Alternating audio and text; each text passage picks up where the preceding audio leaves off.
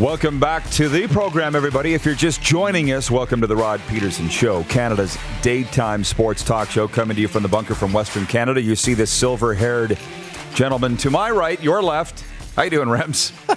I couldn't be much better. Oh, the good. only thing that could make it a little bit better is if my kids could go back to playing sports. Hopefully. Well, hopefully soon. You're here for two segments. We got a lot to get to with the Silver Fox. He is the featured guest here of hour two of the program, and I want to get to hockey with him. I want to get to CFL XFL with him. There's a lot of things to get to.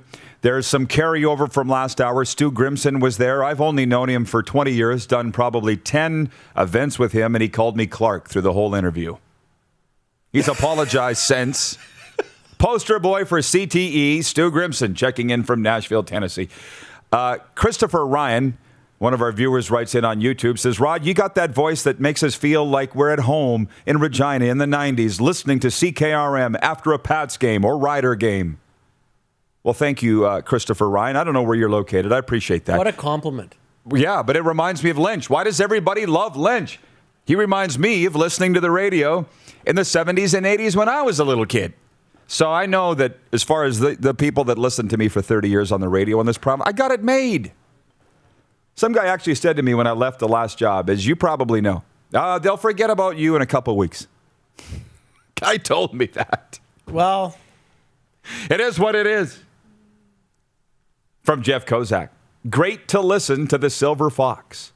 So I'm just chiming in with some of these comments here. It's one last one before we turn it over to Rems. From Janelle Barkman, Saskatoon Blades fan. She says, all other teams, including us, basically cry watching Bedard. Unreal. We are all jealous, but we will still win. Before we get to CFL XFL, your take on the Jagger, I call it the Bedard versus Braden buzz. Well, I mean, it's fun. I love it myself. They're both exceptional, elite players. This isn't going to make my Warrior contingent very happy. I do think Connor Bedard has a little bit of an extra gear that Braden Jagger doesn't have, but that doesn't mean that Braden Jagger is not an amazingly talented 15-year-old. I mean, I was thinking about this the other night. So they played each other head-to-head. Jagger had 3 points, Bedard had 2. Yep. You may never in your lifetime ever again see two 15-year-olds on two different teams combined for 5 points in a game. That may never happen again, ever. It was a historic night. And it's remarkable what both have been able to accomplish.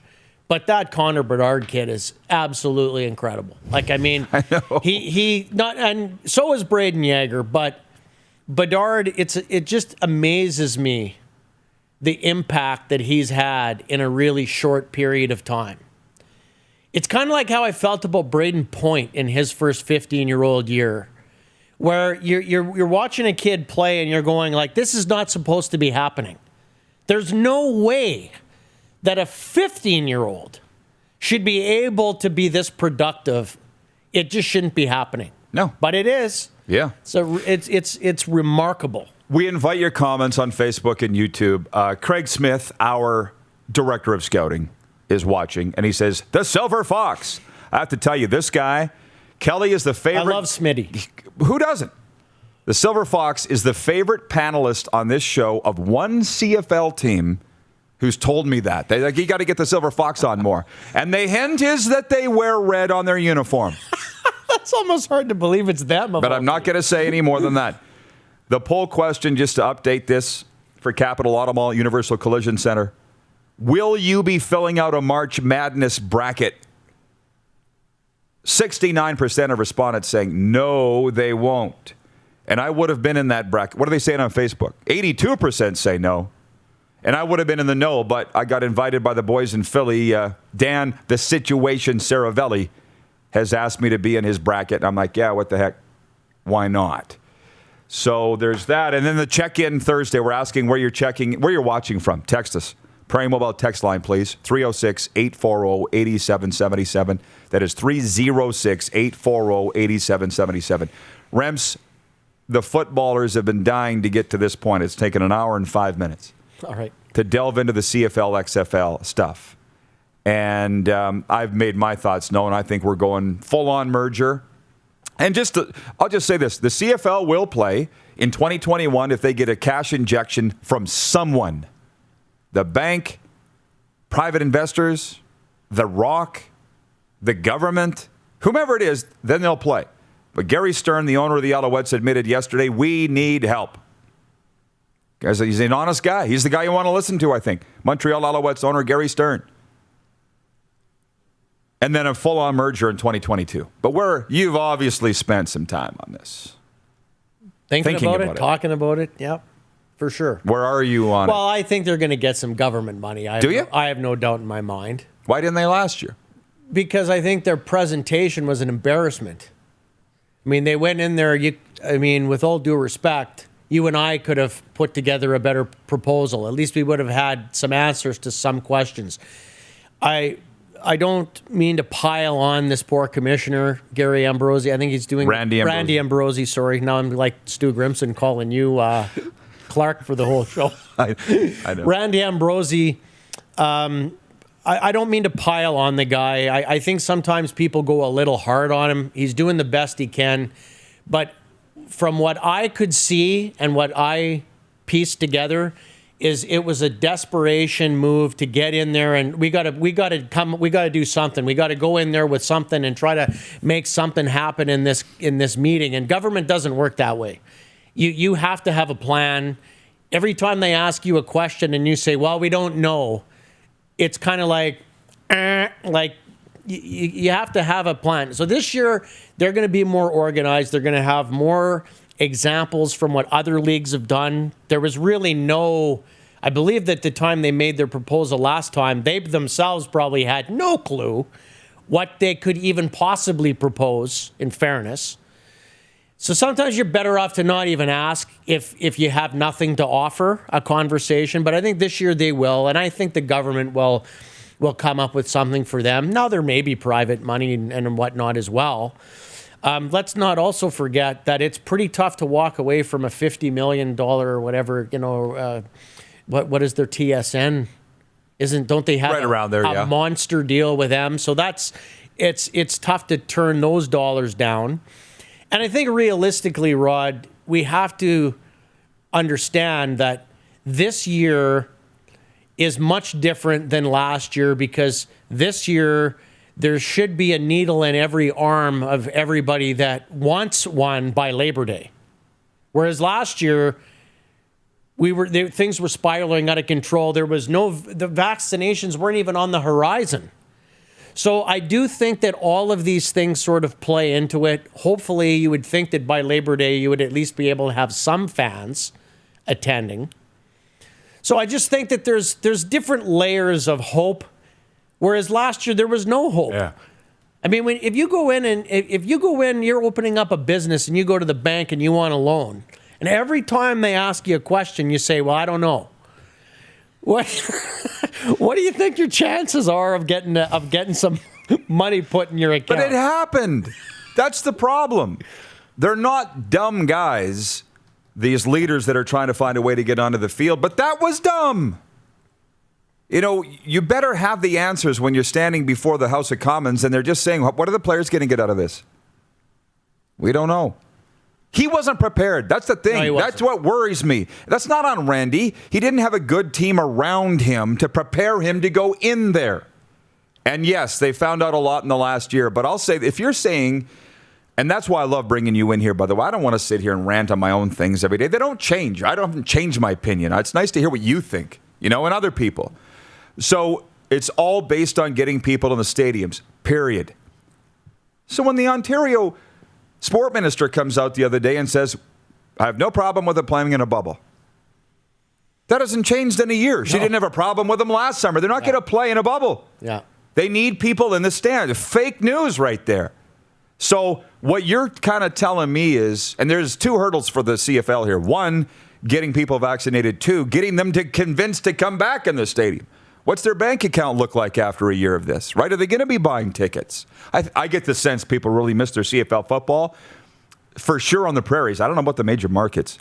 But you're kind of, eyeing a Labor Day kickoff at best? Well, no, I mean, I'm just throwing stuff at the wall. I guess what I am saying, Rod, regardless, I don't have a date in mind even necessarily. I know one thing, it's not going to start on the Canada Day long weekend. I hear some of you, well, I don't know if you consider them your competitors or not, but I've listened to others in the market on different radio stations talking to, they're still optimistic, boy, that we're going to start on time. Are you kidding me right now? That was when Craig Reynolds was on CGME? It was about, no, it was the other station. Okay. They were just talking, I would say maybe 2 or 3 weeks ago. And I mean, I love Glenn Suter. I really, truly do. He's one of my favorite all-time riders, and I think he makes all kinds of sense 99% of the time. But I just think it's just, as much as I like Glenn, I think it's just a little unrealistic to think that there would be a hope in you-know-where that they would ever be able to play on time. It's not going to happen. I mean, they don't even have a plan for training camps, and normally wouldn't that be starting in about 6 weeks? Yeah. I mean, come on.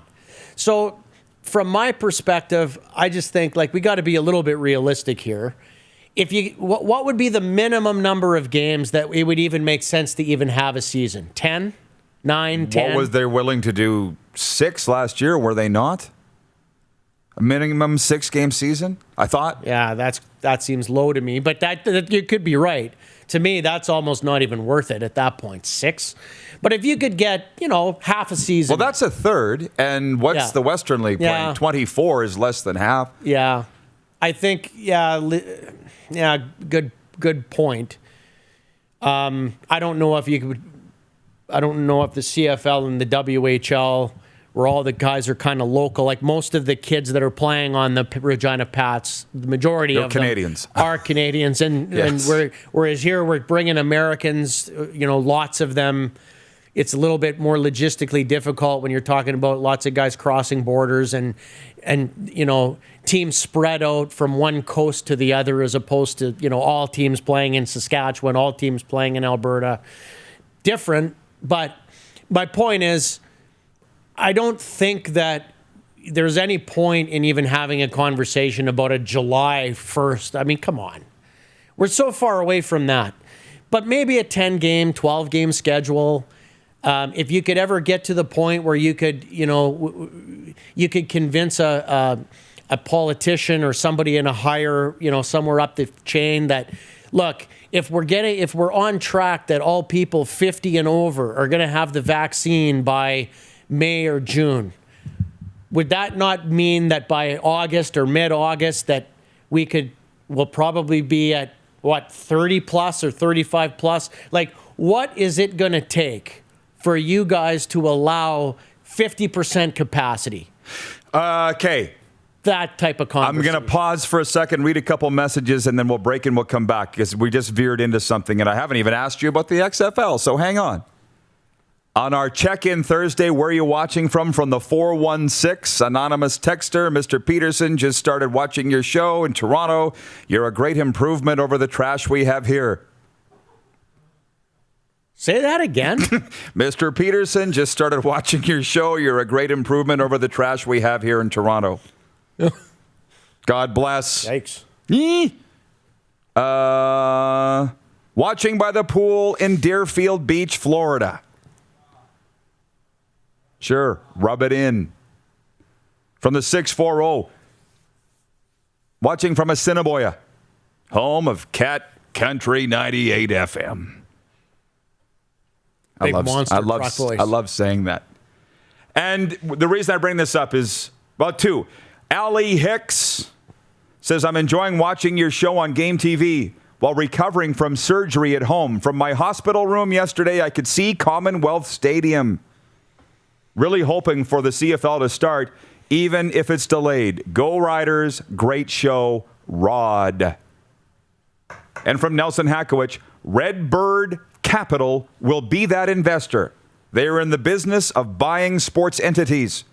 They just invested in Fenway Sports and Entertainment Group and Liverpool FC. The CFL won't see those big of numbers, but this is no different. So are they selling themselves to the XFL? I believe they are. We'll get the Silver Fox's take when we come back. You're watching the RP Show on Game Plus TV across all 10 provinces in 31 states. Live daily on YouTube and Facebook. And listen live for Suds Full Service Car Wash at rodpedersen.com. You're watching Rod Pedersen On Demand. For more of The Rod Pedersen Show, visit rodpedersen.com or follow Rod Pedersen on social media.